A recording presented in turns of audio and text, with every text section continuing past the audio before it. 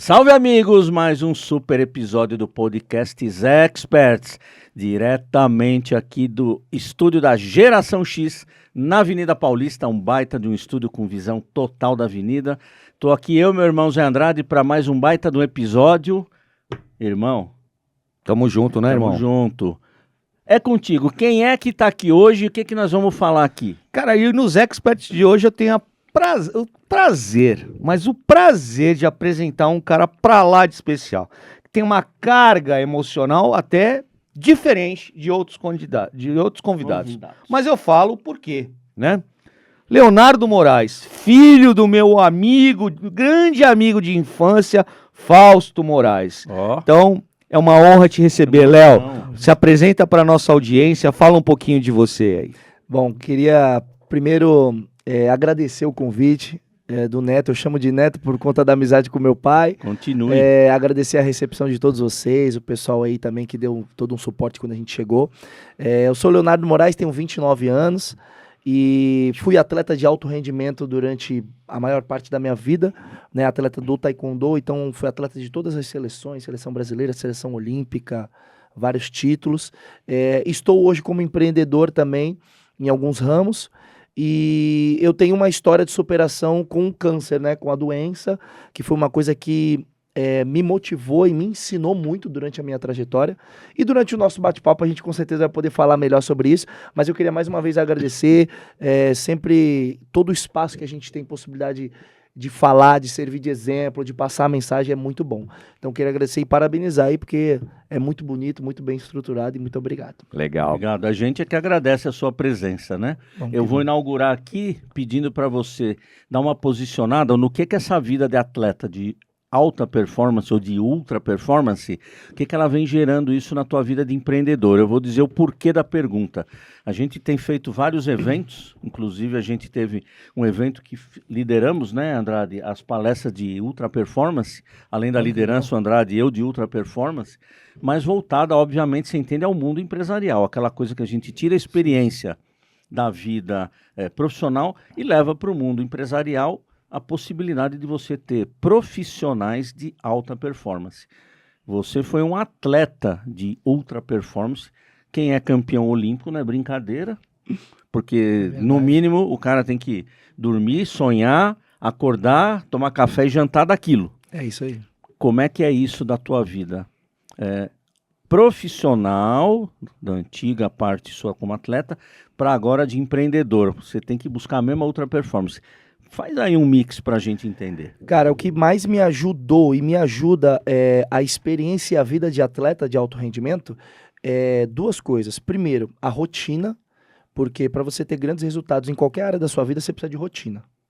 E o atleta, ele vive de rotina. Tem hora para comer, tem hora para treinar, hora para descansar, hora para viajar, hora para isso, tem hora para tudo. E então isso me ajuda muito, porque eu crio rotinas dentro da minha vida. Então, por exemplo, no meu casamento existe uma rotina, dentro da minha casa, nos afazeres, nas minhas empresas, nas minhas palestras. Então, a rotina ajuda muito. E uma outra coisa que me ajuda demais é você colocar metas e objetivos para os seus resultados. Porque um atleta, ele não treina porque ele quer chegar na competição X, ou porque ele quer ser da seleção brasileira, ou porque ele quer ser medalhista mundial, porque ele tem um resultado que ele almeja. Então, na tua vida pessoal, quando você consegue transferir isso e viver com metas, com objetivos, buscando os resultados, as coisas, pelo menos com a minha experiência, fluem melhor. Porque você consegue dar um norte para aquilo que você quer, para aquilo que você sonha. Então, por exemplo, eu quero ter o carro X. Então, você vai colocar metas para você alcançar o financeiro, para você conseguir comprar o carro X que você deseja. Então, essas duas coisas, cara, rotina e os resultados, metas e objetivos para gerar resultados. Isso me ajuda demais na minha vida, cara. E foi uma coisa que eu aprendi com o esporte, né? Claro. Que eu acho que é um pouco traçando um paralelo, eu te ouvindo falar, eu que fui um cara que fiquei quase 10 anos no Exército. O Exército tem dois princípios básicos, né? Dois pilares, hierarquia e disciplina. Então, quando você vê a questão que você fala da rotina e você fala da constância, né? Da disciplina, por vez, eu faço esse mesmo paralelo. Porque quando a gente vê a carreira do atleta, a gente olha por vezes só aqueles minutos ou poucos segundos. O Bolt certa vez falou isso. Eu treino mais de anos seguidos para fazer uma prova de 10 segundos, que dura 10 segundos, e para obter o meu resultado máximo, que eu sempre planejo obter o resultado máximo. As pessoas treinam 1 mês, 2 meses e desistem no segundo mês, quando elas não conseguem obter um resultado. Né? Então, quando você olha para a questão disciplina e constância na vida de um atleta de alta performance, eu vejo muita similaridade com a carreira militar nesse quesito da hierarquia e disciplina. Então, tem horário para tudo, tem rotina para tudo e tem sempre muita disciplina. Né? Mas falando especificamente da disciplina, como se autodisciplinar? Como trazer esta atitude de disciplina para dentro da vida? Então, para mim, no meu caso, a minha modalidade é o taekwondo. O taekwondo é uma arte marcial. A arte marcial por si só tem a questão da disciplina muito forte, muito incisiva. Sim. Judô, taekwondo, cara, toda a arte marcial já tem essa questão da disciplina. Então, isso acabou me beneficiando porque eu faço taekwondo desde os 8 anos, então desde os 8 anos eu estou acostumado com essa questão da disciplina. Então isso acaba, eu consigo transferir para minha vida profissional, pessoal hoje, e acaba me ajudando muito. E essa questão da disciplina, ela é muito importante, porque a disciplina nada mais é que a constância. É você fazer aquilo todo dia, E é igual você falou, às vezes dá 1 mês, dá 15 dias, dá 3 meses, cara, puta, não atingi o objetivo que eu queria, já era, deixa isso aqui de lado e eu vou seguir. E a autodisciplina, eu acho que, pelo menos ao meu ver, Neto, você tem que ter muito claro o teu objetivo. Sim. O que você quer naquele emprego que você está? O que você quer dentro daquela empresa que você está? O que você quer naquele relacionamento que você está? Você precisa definir muito claro o objetivo que você tem com aquilo que você está fazendo. E aí, isso, ficando mais claro na tua cabeça, te dá uma autodisciplina melhor, porque você entende o porquê que você faz aquilo. Sim. Por exemplo, quando eu era atleta, principalmente pai, mãe, familiar, pô, mas você treina muito, pô, mas você não tem Natal, não tem Ano Novo, não tem Carnaval, você não viaja, você não bebe, você não sei o quê. Falei, mas eu sei onde eu quero chegar, então não era um peso fazer aquilo pra mim, porque eu sabia que eu queria chegar na seleção brasileira, que eu queria ganhar meus títulos, que eu queria... Então, quando eu entendia o objetivo, eu fazia aquilo de uma maneira mais... Quando tu não sabe o que tu quer... É igual a frase de vó.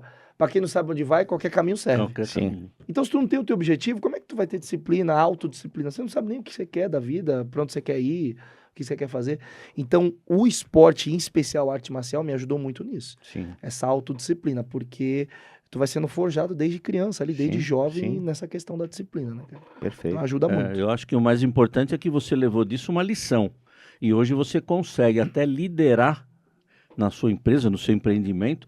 Eu não sei se você já está com equipe grande ou não ainda. Não, grande não, mas é uma equipe relativamente grande. De toda forma, uma equipe de você já tem que liderar. Exato. O grande que eu quero dizer é por uma questão apenas de organização sua mesmo. Sim, sim. Mas eu entendo que isso tudo foi um aprendizado. Hoje, para você ser líder e tomar conta da sua empresa, do seu negócio, então, para você, essa analogia foi fácil? Da tua disciplina, para entender como é que um profissional que atua com você, ele tem que ser disciplinado da mesma forma, embora não seja para obter uma medalha olímpica, seja para obter um resultado, um êxito no negócio, um êxito numa negociação importante para a empresa, etc., né? Para aquilo que você faz. Como é que você transitou essa liderança aí com esse pessoal? Então, no começo, confesso que foi difícil um pouco. Por quê? Porque eu sempre fui muito metódico. Sou até hoje.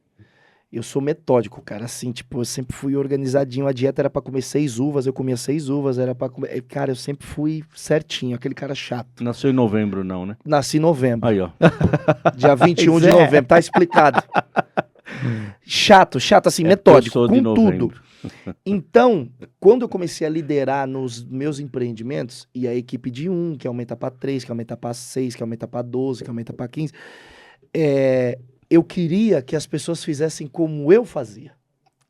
Então, tipo assim, se o celular tá aqui, não, é assim que tem que estar desse jeito, porque eu sou metódico e tal. E aí, conforme você vai desenvolvendo a liderança, você vai fazendo capacitações, você conversa, você cria networks com outros líderes, e você entende que, assim, eles não precisam fazer como você faz, mas eles precisam entender que tem que ser feito, porque a gente precisa chegar dentro de um corporativo, de uma empresa, a gente precisa chegar num resultado. Então, tem que ser feito. Se de repente o cara faz por um caminho da direita e você faz um caminho de esquerda, mas vai dar no mesmo jeito, porque ele tem a personalidade dele, ele tem um jeito dele. E com isso você também se estressa menos. Cara, pergunta pra minha esposa, eu não dormia, vomitava, ficava com caganeira, passava mal, porque eu queria que o negócio fosse do meu jeito. Tá perguntado para você isso mesmo? E no meio da liderança, você entende que você precisa orientar, você precisa dar opções de caminhos, você precisa ser um exemplo positivo e puxar a fila, puxar o bonde. Mas dentro das características dos seus colaboradores, eles vão fazer da melhor maneira ali para eles. E quando eu comecei a entender isso, me ajudou muito. Mas no começo eu confesso que foi difícil, cara, porque como eu sou muito metódico, eu queria que o negócio fosse feito do meu jeito. E não é assim, né? Sim. Também porque ele resolve, quando é você executando a tua arte marcial, taekwondo, você que tem que executar aquilo ali. Agora, quando você delega para alguém, você tem que esperar que aquela pessoa dê o resultado. Exatamente. Não a maneira como, né? E a minha modalidade é igual você falou, é luta, é individual. Então, assim, é a minha capacidade técnica, física, mental, do que quer que seja, contra a tua capacidade. Então, a gente vai resolver ali dentro, é o meu contra o teu. No meio da liderança, é uma empresa, cara. Então, assim, são várias pessoas, são várias mentalidades diferentes, pessoas que vieram de criações diferentes, que têm hábitos diferentes. Sim. Eu tenho colaboradores meus hoje que estão numa questão financeira e mental muito boa, mas, cara, no começo era muito difícil, porque o cara veio de uma outra linha, de uma outra... Então, você entender isso no começo, pra mim, Leonardo, foi difícil. Mas hoje não. Hoje, graças a Deus, já tem uma metodologia, já tem um sistema, então já flui muito melhor. Legal, Léo. Mas você falou de uma coisa anteriormente que me chamou a atenção e eu fiquei guardando para fazer essa pergunta para você, que é a questão, o garoto iniciando no esporte. E aí, todos nós já um dia fomos garotos, todos nós já um dia sonhamos ser esportistas, jogadores de futebol, etc. E eu vivi uma coisa, e falo abertamente, francamente, sem a menor vaidade ou sem o menor medo de me expor aqui, eu fui um pai muito chato. O meu filho, que foi esportista desde cedo também, eu tenho gêmeos, 17 anos, para quem eu mando um beijo agora, João e Maria Clara tiveram hoje apresentando o projeto de final de ano deles. Eu não pude estar presente porque tinha os meus compromissos aqui de gravações, mas já sei que foi um sucesso, já falei com os dois, mas eu fui um pai muito chato com o João, muito chato. Eu tenho que fazer essa confissão aqui, né? Momento confissão. João jogou futsal no Santos desde muito novo, acho que ele entrou no futsal do Santos, ele devia ter 6 para 7 anos, 6 aninhos, né? E jogou até os 13, né, lá nas fileiras do Santos de futsal. Mas eu era um cara muito chato, porque eu tinha jogado futsal. Então meio que cobrava dele coisas que eu já sabia o que ia acontecer, enfim. E fui um pai daqueles malas mesmo. De ficar na plateia ali, na arquibancada, enchendo o saco, gritando, brigando com o juiz, enfim. Ainda bem que não era você que estava ali lutando, né? Mas por que eu tô falando disso? Eu vi gente que fazia coisas piores, né? Pais que faziam coisas piores. E você no esporte deve ter vivido muito isso. Me explica um pouquinho qual é a importância de um pai saber se portar diante da carreira esportiva de um filho, de não colocar uma expectativa demasiada numa criança, porque né? É uma criança, que é uma criança e a gente não pode esquecer disso. E por vezes a gente vê meninos com 10, 11 anos de idade, a gente vive isso lá na Baixada a todo momento. O Santos é um celeiro, né, de craques e tem essa questão das categorias de base muito forte. E a gente vê por vezes meninos com 10, 11 anos de idade mudando com a família inteira para Santos, já como arrimo de família, ou seja, a família inteira muda a sua estrutura, muda o seu plano de vida para ir atrás do sonho do garoto com 11, 12 anos de idade, que vai para uma cidade grande, que é Santos, atrás do sonho do garoto. E o garoto, por vezes, lá com seus 11, 12 anos de idade, 13 anos de idade, não vira, né? O jargão que a gente... assim acontece, não vira, né? E imagina como é que fica a cabecinha desse garoto, a cabecinha dessa criança, volta a dizer, uma criança com 11, 12 anos de idade. né, que tem todo o peso do mundo sobre suas costas, A responsabilidade. como diria ali. Titãs, né? Todo o peso do mundo sobre suas costas, né? De carregar aquele fardo de ser o arrimo da família, de ser a base de sustentação da família. E quando ele tem essa frustração de não virar, de não dar certo, como é que fica a cabeça dessa criança? Então hoje, você, tendo sido um atleta de alta performance, tendo vivido toda essa, né, desde os 8 anos de idade, como é que você vê essa questão do preparo que os pais, principalmente os pais, têm que ter, para não ser um mala como eu fui? Cara, eu acho que é assim. O filho, por exemplo, ele, independente da modalidade que seja, tá? Então, futebol, ou taekwondo, ou natação, ou enfim. A criança foi inserida no esporte. O esporte é maravilhoso.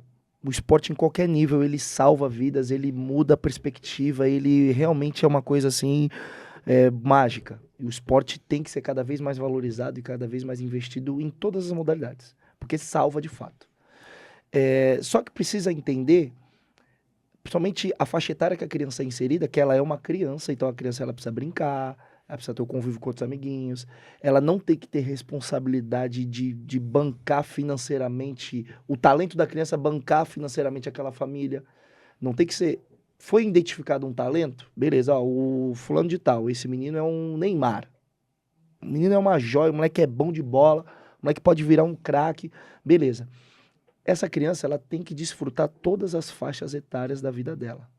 E quando ela estiver ali com 14, 15 anos, ela precisa entender o que é ser um atleta de alta performance, e aí ela vai ser começada a trabalhar, vai ser iniciado um trabalho para isso. E uma coisa que... Por que tem que ser com 14, 15? Eu não sei se é essa a idade, mas sim, a partir dos 14, 15 anos, no meu ver. Porque o jovem, que é um talento, ele precisa entender também que ele não vai ter a mesma vida e a mesma rotina que a outra molecada. Perfeito. Porque, por exemplo, quando eu tinha 15 anos, eu fui medalhista mundial juvenil. Eu era da seleção brasileira juvenil. Só que eu comia fandangos, tomava Coca-Cola e jogava bola na rua. E ia lutar pela seleção brasileira. Eu não tinha noção do que era ser um atleta. Aí eu me lembro hoje, sabe quando essa chave mudou? Eu ganhei as medalhas e vim pra casa e saí no Expresso Popular, que tinha em Santos, no jornal. Certo. Eu falei, caramba, eu tô virando uma pessoa reconhecida. Celebridade. Eu tô, aí vai na escola e tudo, tá no jornal, eu vi, não sei o que, vai. Aí eu falei, pô, realmente, a minha rotina não vai ser igual dos meus amigos. Porque eu já representava o país com 15 anos. Eu já viajava pra lutar pela seleção brasileira. É seleção brasileira de base, não importa. É uma responsa. Então, o jovem que é um talento, que tem a predisposição para o esporte, para ser um atleta de alto rendimento, ele vai precisar entender também que a rotina dele não pode ser a mesma dos amiguinhos da sala. Porque os amiguinhos da sala não vão ser medalhista mundial, não vão para a Olimpíada igual ele pode ir. Então, acho que tem os dois paralelos. Os pais, eles têm que incentivar, eles têm que apoiar. Eles não podem cobrar, colocar uma responsabilidade, tipo assim, ó, tem que isso, tem que ganhar, tem que ser o quê? Ou então, tipo assim, não, eu vou incentivar e vou ser chato, porque ele pode ganhar uma grana dentro do esporte, então ele pode ajudar a família. Não, isso não pode acontecer. Tem que acontecer um incentivo. E aí, quando a criança ou o adolescente, ele entender... Porque, por exemplo, o meu pai chegou pra mim, que é teu amigo de infância, com 15 anos, e falou assim, ó, é isso que tu quer da tua vida? Tu quer viver do taekwondo, do esporte? Eu falei, pô, pai, é isso aí que eu quero. Ele falou assim, então se prepara, porque a tua rotina, a tua vida não vai ser igual dos amigos da rua. Porque você vai ser um atleta de alta performance. Então ele já me colocou claro isso, que se eu quisesse aquilo, eu não ia ficar na rua jogando bola, eu não ia beber, eu não ia viajar pra baladinha, eu não ia pra baladinha, eu não ia sei o quê. Porque o meu destino era outro. Sim. Entendeu? Então, você ter essa maturidade entre um período incentivar e apoiar o seu filho naquela prática, e quando ele já tiver com uma certa idade, um certo entendimento, chamar e falar assim, olha filho, você quer ser o Michael Jordan? Beleza, o Michael Jordan não faz isso, isso e isso. Você precisa ir numa nutricionista, você precisa ter um trabalho psicológico, você precisa ter um preparador físico, você precisa ter um médico. E eu tinha tudo isso. Só que no começo eu também não entendia, não sabia o que era. Como eu falei, eu jogava bola... Cara, eu jogava bola, tipo assim, sexta-feira à noite na rua, ia lutar sábado de manhã, pô. Podia se quebrar na rua. Meu pai ali, ficava doido. Ele, tu vai dar um bico aí, arranca o tapão do dedo, não vai lutar amanhã. Aqui nada, pai. Não, eu jogo bola na rua. Na rua eu sei, na rua eu consigo. Sem noção, porque é moleque, 13 anos, 14 anos. Aí quando eu comecei a entender isso, eu nunca mais joguei bola na rua. Sim. E não é porque eu não gostava de jogar bola na rua, é porque eu entendia que o taekwondo era uma oportunidade muito maior pra mim e era de fato o que eu queria. Sim. Então quando você consegue ter esse equilíbrio, é fundamental, cara. Eu vejo o seguinte também, que você está lidando nessas faixas etárias com emoções. Uma coisa que me chama a atenção é isso, é lidar com emoções. Porque uma criança com 7, 8, 9, 10 anos, eu vi um caso de um conhecido, filho piloto, no kart, e era bronca em cima de bronca para ele ganhar aqueles 10º, ele foi, ganhou e foi campeão. Se tornou um profissional do automobilismo, mas eu via a dificuldade que era para aquele menino entender. Então, beira até, como vocês estavam dizendo aqui, até às vezes parecia que você está judiando, e não está. Ele não judiou do filho, eu vi aquilo como incentivo e mostrando. Você quer ser um piloto? Então, você quer ser um piloto, esse segundo você tem que ganhar. Se você não ganhar esse segundo, você não vai ser piloto, você que sabe. É isso aí. É como se fosse assim, mas como é nessa fase que você viveu e mudou? Eu não sei se nas seleções que você trabalhou, que você foi comandado, liderado, esse preparo emocional. Eu vejo que essa parte psicológica e emocional, às vezes ela supera a tua formação física. Eu entendo que a tua técnica e tudo, mas você chega lá sem confiança, lascou, para não dizer outra palavra, lascou. É verdade. Então, o teu emocional, o teu psicológico, como é que esse trabalho que você fez, como é que você hoje trabalharia isso na juventude? Ó, eu vou te falar aqui, hoje, o entendimento emocional que eu tenho dos meus bloqueios, dos meus traumas, das minhas coisas, que foi graças à minha esposa, depois que a gente foi morar junto e se conheceu e tal, se eu tivesse entendido isso com 15 anos, 18 anos, Era um foguete. Eu tinha sido campeão olímpico. Tenho certeza absoluta, cara. Eu tinha ido pro Rio de Janeiro, tinha ganhado uma medalha na Olimpíada no Brasil e ia entrar pra história. Por quê? Porque, de fato, os traumas, as emoções, as coisas, elas ficam dentro da gente. Desde o útero da mãe. Sim. E não era tão divulgado, ou tão desenvolvido, ou tão falado como é hoje. Por exemplo, você perguntou pra gente, como é que era nas seleções? Por exemplo, a gente ia viajar pro Campeonato Pan-Americano, pro Campeonato Mundial, pro Campeonato Sul-Americano de seleção de base, com 15, 16 anos, não ia um psicólogo junto com a gente. Não ia. Não ia. Caraca. Só que pra mim também, eu não tava nem aí, que eu também nem entendia. E outra, eu tive a questão do câncer, que daqui a pouco a gente vai falar disso. Então, na minha cabeça, olha como é que funcionava. Pô, eu tive câncer 3 vezes, superei, fiquei doente, quimioterapia, radioterapia. E eu dei conta, tu acha que eu não vou dar conta de lutar? Dar conta de lutar o Campeonato Mundial, de dar conta de viajar? Na minha cabeça era isso, a analogia. Eu falei, pô, superei lá no hospital, não vou superar aqui, não. Beleza, vai sentir a pressão, dá um friozinho na barriga, se der uma caganeira, mas vambora, vai lutar e acabou. Achava que tava tudo certo. Um idiota, né? Na minha cabeça. Porque se eu tivesse entendido sobre sentimentos, sobre essas sensações, essas emoções, eu ia lidar muito melhor com aquilo. E os meus resultados, eu tive grandes resultados, mas seriam muito maiores. Porque qual a diferença do atleta que ganha o ouro numa Olimpíada e o atleta que fica em último? É a mentalidade dele. Ninguém chega numa Olimpíada despreparado, tecnicamente e fisicamente. Porque o cara, ele precisa passar pelo quê? Pelo ciclo olímpico. Então o cara vai lutar a competição.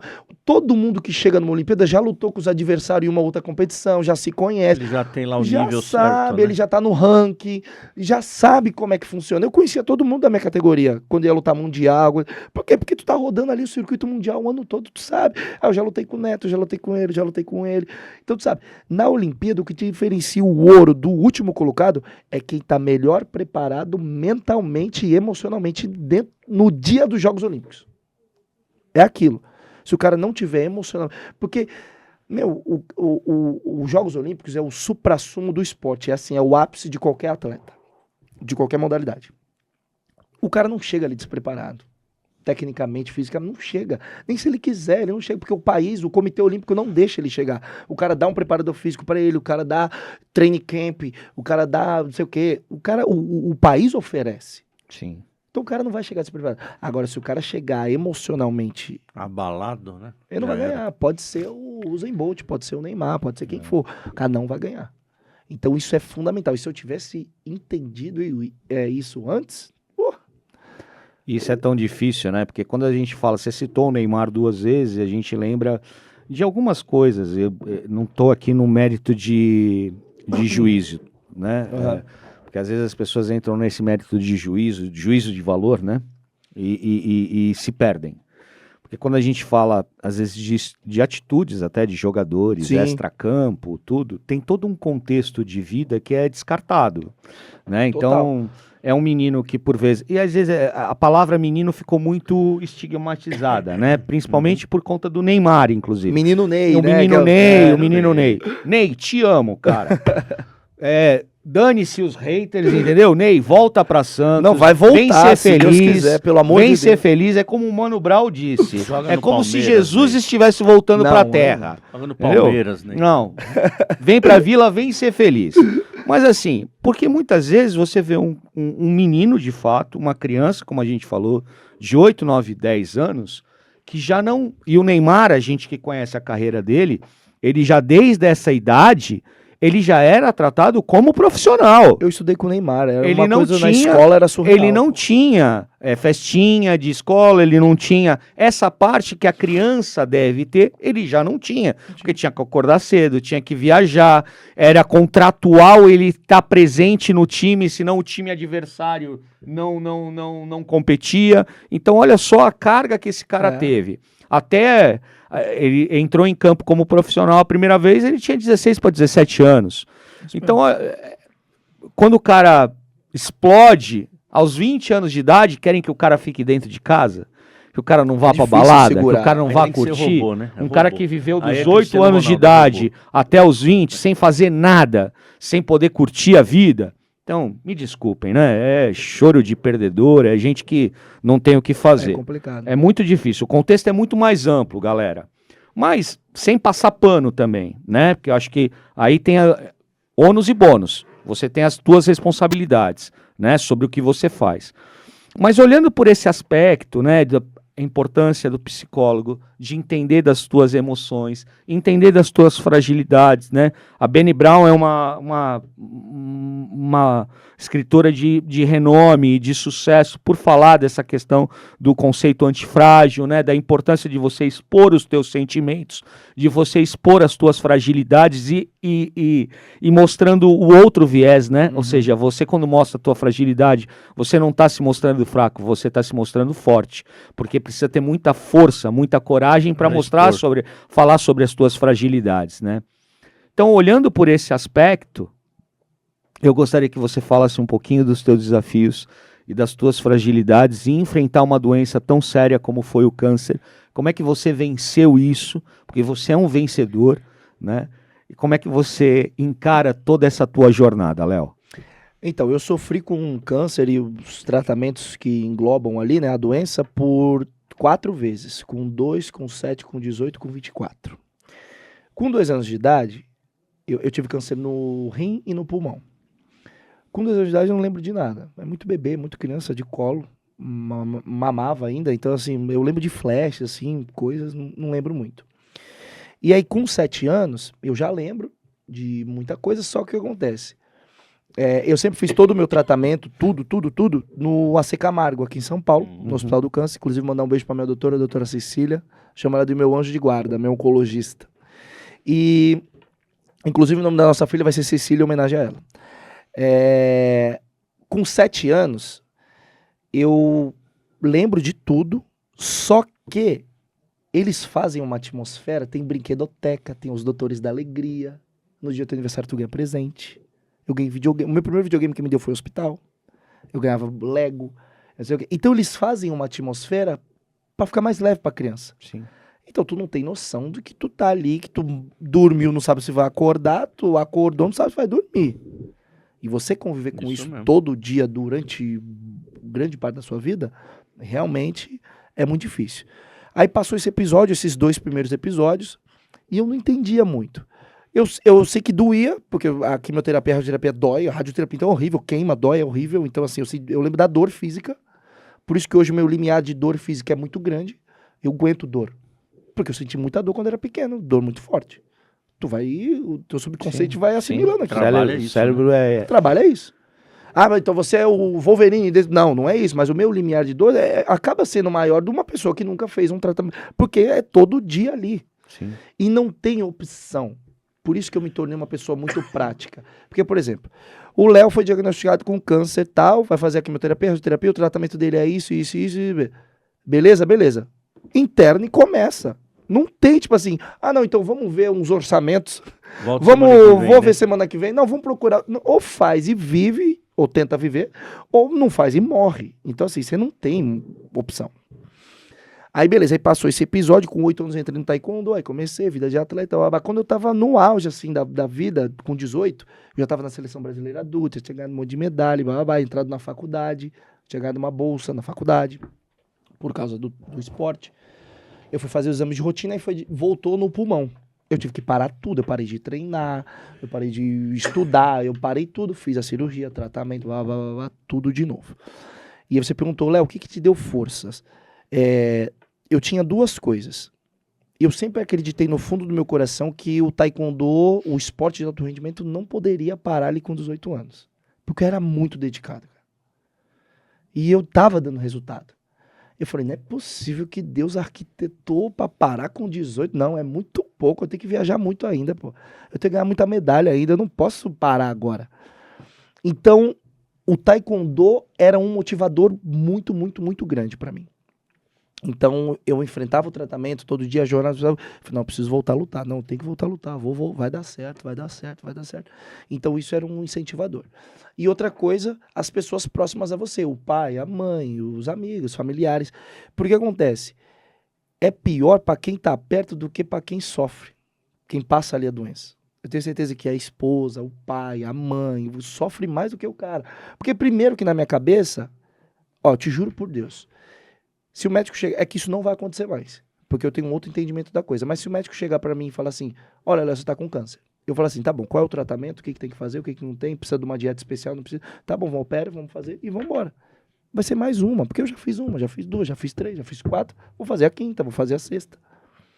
Começa a virar meio que uma rotina. É uma rotina desgraçada, desculpa o termo, mas é uma rotina. E num limiar muito, né? É igual quem tá preso. O cara tá preso um dia, aí o cara fica 20 anos preso. Vai, tá bom, eu vou ficar mais um ano, vou ficar mais 6 meses, O cara tá a vida toda ali.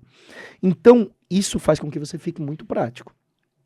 Então, esses motivadores sempre foram coisas que me ajudaram muito. O esporte e fazer com que as pessoas que estavam ali à minha volta não sofressem tanto. Sim. E aí, a última vez, que foi na pandemia, que aí a gente já estava junto, eu e a Gia, ela participou, viu, acompanhou todo o processo, foi a pior. Por quê? Porque das outras vezes, eu recebi a visita, estava com o pai e com a mãe ali no leito do hospital, no quarto, blá, blá. Na pandemia, ficou todo mundo sozinho. Na pandemia, tu não podia ter acompanhante. Não podia. Eu fiquei internado uns 15 dias, eu acho, né? 10 dias. É uma restrição forte, né? Eu fiquei 15 dias e só entrava o enfermeiro ali para falar comigo, ou os médicos para passar no plantão. E tu fica isolado, a sala toda de vidro. Uhum. Cara, tu se sente um bicho. Aquela foi a pior vez. Pra mim. E de tratamento assim foi o menos pior, digamos assim. Mas foi horrível. Por quê? Porque tu tá sozinho. Tu fica sozinho. E aí tu começa a fritar a cabeça. Fala, puta, será que vou ser o próximo? Aí o quarto da frente morreu. Aí o outro que tava grávida morreu de Covid. Aí o outro, tu fala, eu sou o próximo, meu. O Covid deve estar no hospital, eu já tô fudido. Desculpa a palavra. Já tô lascado. Mas já vai que vai no embalo, né? Eu sou o próximo. Então tu fica fritando a cabeça. E aí que tá. Se você não cuida da mente e não cuida das emoções, isso não sou eu que tô falando, né? São dados. Sim, Mais de sim. 70% das pessoas que morrem no tratamento de câncer é porque se entregam emocionalmente, psicologicamente. É fato. Ela se entregou pra doença, ela vai morrer. É fato. Então, o fato de ir me fortalecendo da maneira que eu achava que era, que eu também não sabia que eu tava fazendo do jeito certo ou do jeito errado, eu queria fazer alguma coisa. Eu sabia que eu não ia ficar parado. Com 18 anos, era pra eu ficar internado 4 meses. Eu fiquei 38 dias no hospital. Eu pegava uma fisioterapeuta, coitada, eu lembro, Fabiola, o nome dela. Ela era estagiária. de fisioterapia oncológica no Hospital do Câncer. Eu deixava essa menina doida. Eu falava assim, ó, você tem que fazer fisioterapia em mim 3 vezes por dia. Ela, mas você tá acamado, você não pode me... Eu falei, mexe no meu dedo, mexe no meu pé, bota minha perna pra cima. Eu falei, faz alguma coisa, porque eu sou um atleta, eu não posso ficar... Se eu ficar aqui 4 meses deitado, quando eu sair daqui eu tô atrofiado, não dou mais um chute. Nem andar. Ela, não, mas não pode. Eu falei, não, pode sim.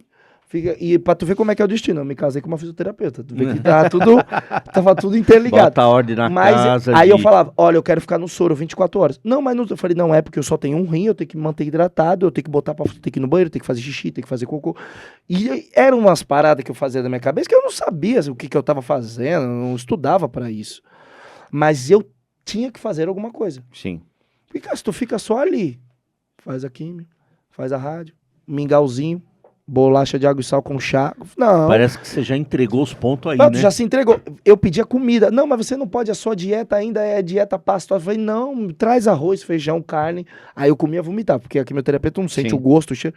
Aí eu pedia de novo. Minha mãe, não, mas você vai vomitar de novo. Eu falei, não, mas eu tenho que comer, pô. Se eu não comer, eu vou sair daqui. Eu tenho que sair daqui. Não é possível que eu vou parar com... Não vou parar com 18 anos. Então essas coisas eram inconscientes. Sim. Confesso pra você. Mas existia um movimento. Eu estava fazendo alguma coisa. Uhum. Então, enquanto eu estava fazendo alguma coisa, quando você faz alguma coisa acontece. Sim. Se tu não faz nada... eu costumo dizer nada o seguinte. Eu costumo dizer o seguinte. Lê de engano de quem espera resultados diferentes fazendo as mesmas coisas. Não né? tem como. Se você quer resultados diferentes, você tem que fazer coisas diferentes. Tem que mudar. Não tem jeito. Tem que mudar. Então, e isso sempre foi pra tudo. Por exemplo, no esporte, chegou um nível que, por exemplo, nacionalmente falando, eu ganhava todas as competições nacionais. Então, nacionalmente falando, eu era o top 1 da minha categoria. Internacionalmente, eu sempre batia na trave. Puta, pegava bronze, perdia na disputa da medalha, perdia numa final. Não sabe quando não... Aí eu falei, cara, precisa mudar alguma coisa. Eu tô fazendo alguma coisa na minha preparação, que não tá sendo suficiente pra eu ter um resultado internacional. E aí eu comecei a fazer coisas diferentes. Eu colhi resultados diferentes. Se eu continuasse fazendo a mesma coisa, eu ia ser o atleta que ia ganhar, ficar nível nacional ali, acabou, já era. E não ia conseguir passar aquela barreira. E é exatamente o que você falou, você tem que fazer coisas diferentes, cara. Isso é pra tudo na vida. Isso é pra tudo. Legal, né? Eu queria abordar a parte da tecnologia que eu gosto muito.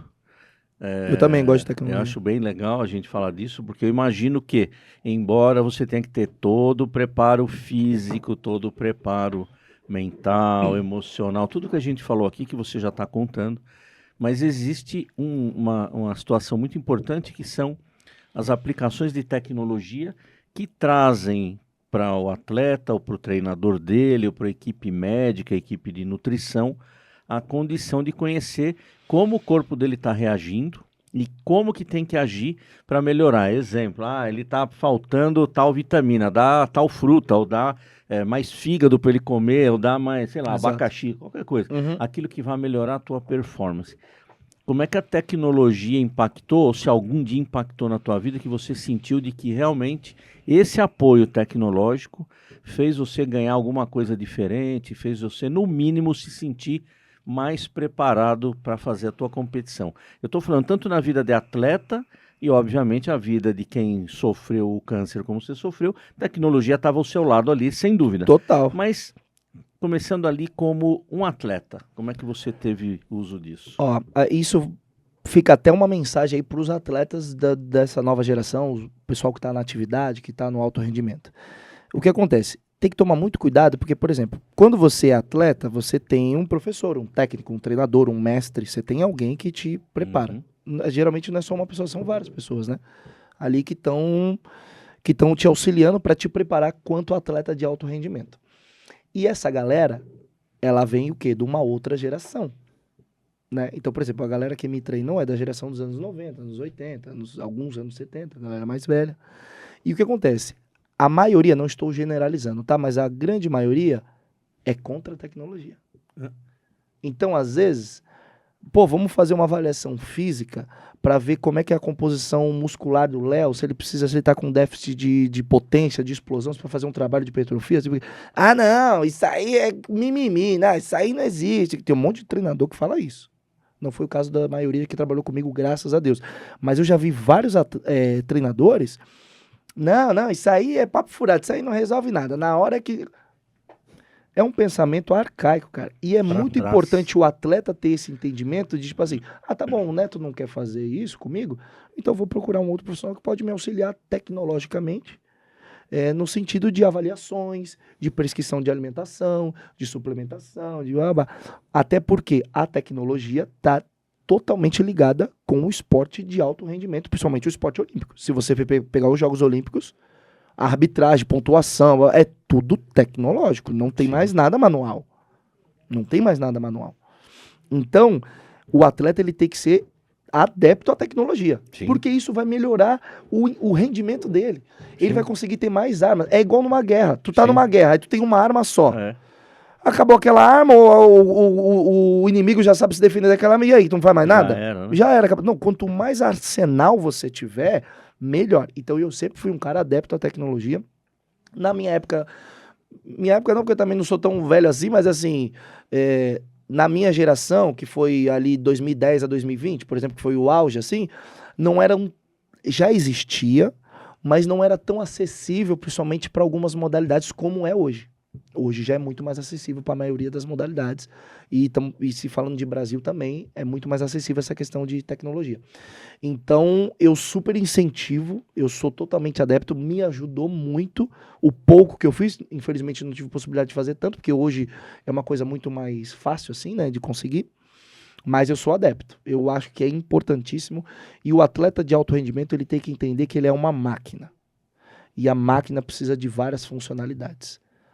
Tem cara que pensa que a máquina é só trocar o óleo, botar WD e botar nova. Não, não é. Tem que apertar o parafuso, tem que fazer a avaliação para ver como é que tá o calibre da máquina.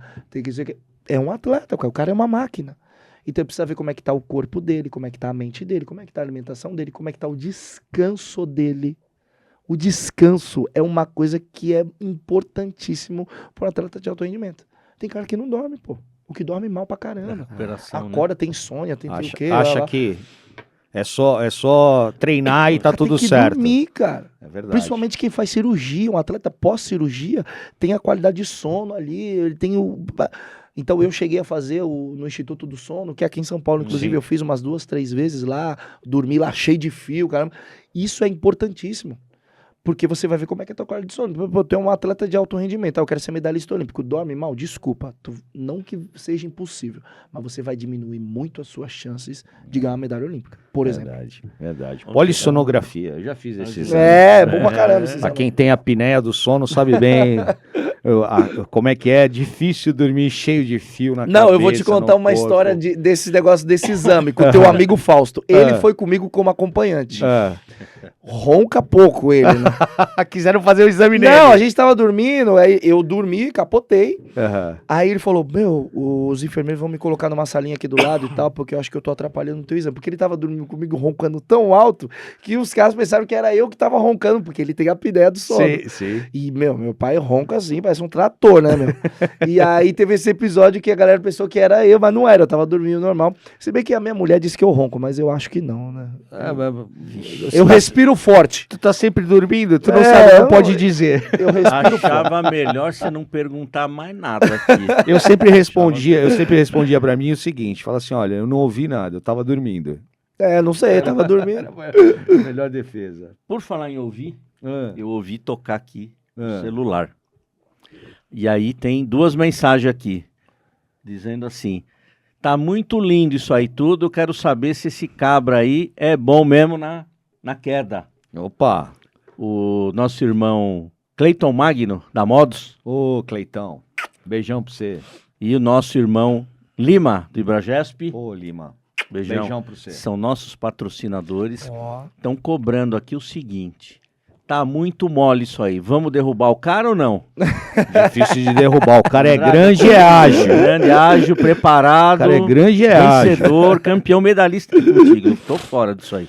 Mas, Léo, a gente chega nesse momento, que é um momento que a gente chama de momento Pega Visão. E no momento Pega Visão, o nosso convidado, que é, na verdade, o expert dos experts, ele traz um papo reto para nossa audiência. Então eu queria que você, olhando para sua câmera, aquela ali, vou tomar cuidado, porque da outra vez que eu fiz, eu quase bati aqui no Zé, dei um golpe aqui no Zé, mas você olhando ali para aquela câmera que é a sua, você mandasse um papo reto para nossa audiência. Bom, pessoal, eu acho que a mensagem que eu poderia deixar para todos vocês é o seguinte, que nós precisamos ser pessoas de ação, então você precisa agir. Porque a nossa mente, ela trabalha 24 horas, você tem várias ideias, com certeza você já pensou num projeto, você já pensou numa coisa grandiosa para a tua vida, ou você pensa isso, mas às vezes você não tem a coragem de agir. Então a mensagem que eu sempre faço questão de deixar para as pessoas é que você tem que fazer. Não espere ficar perfeito, a fórmula perfeita, até porque isso não existe. Você tem que ser uma pessoa prática, você tem que ser uma pessoa de ação. Isso fez com que eu colhesse os resultados positivos que eu tenho na minha vida, tanto na vida de atleta, de empreendedor, no meu casamento, com amigos, com família, ser uma pessoa de atitude, de ação. Então, acho que esse é o papo reto que eu queria deixar para vocês. Então, se você tem algum objetivo, alguma coisa que passou pela tua cabeça, canaliza isso e age, cara. Vai buscar as ferramentas, toma as atitudes, toma as decisões, porque isso, depois que o negócio acontece e dá certo, é um momento, assim, muito gratificante. Então, o papo reto de hoje, acho que seria isso aí, ser uma pessoa de ação. Que sensacional, bacana, Léo. Muito bem. Bom, meu irmão Andrade, estamos fechando mais um Super Podcasts Experts. Super. A gente agradece o seu tempo. Imagina, eu que Sabadão, agradeço. a gente sabe como é que é, mas ele é de alta performance, né? Nós aqui já não somos mais, né? Mas a gente agradece o seu tempo. E vamos fazer aqui o nosso fechamento habitual, Andrade. Bora lá. Bora lá. Vamos. Aqui a mão Léo. dos parceiros aqui, para nossa câmera do meio. Meu irmão Andrade, pra onde é que nós vamos, irmão? Bora lá, pro alto e avante. Fechamos. Valeu, Valeu, obrigado. obrigado, gente. Tamo junto.